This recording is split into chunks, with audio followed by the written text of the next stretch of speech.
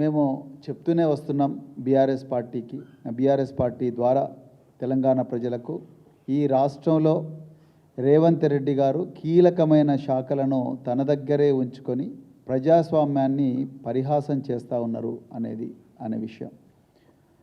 ముఖ్యంగా ఆయన ముఖ్యమంత్రి అయిన వెంటనే ఆయన దగ్గర పెట్టుకున్న శాఖలను చూస్తే మనకు క్లియర్గా అర్థమవుతుంది. ఒకవైపేమో మున్సిపల్ అభివృద్ధి శాఖ, అంటే నగరాలు, పట్టణ ప్రాంతాలు, మరి బాగా డబ్బుండే ప్రాంతాలు, రాష్ట్రంలో పన్ను అంతా కూడా ఈ పట్టణాలు నగరాల నుంచే, మహానగరాల నుంచి వస్తుంది, అందులోనే బాగా డబ్బు ఉంది అనే దాంతో అక్కడ ఆ శాఖను తన దగ్గరే పెట్టుకున్నారు. అదేవిధంగా మరి ఆ శాఖలో ఉండే సంపదనంతా కూడా తన బంధువుల దగ్గరే ఉండాలి అన్న దాంతో మరి హోంశాఖ కూడా పోలీసులను అడ్డం పెట్టుకొని, అధికార యంత్రాంగాన్ని అడ్డం పెట్టుకొని పోలీసు శాఖ కూడా తన దగ్గరే రేవంత్ రెడ్డి గారు పెట్టుకున్నారు.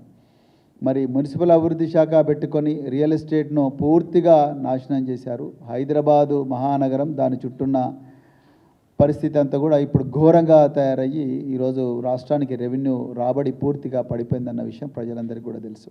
కానీ ఇప్పుడు పోలీసు శాఖను కూడా ఆయన ఎందుకు పెట్టుకున్నారన్న విషయం తెలంగాణ ప్రజలకి మున్సిపల్ ఎలక్షన్ల సందర్భంగా చాలా క్లియర్గా అర్థమవుతా ఉన్నది.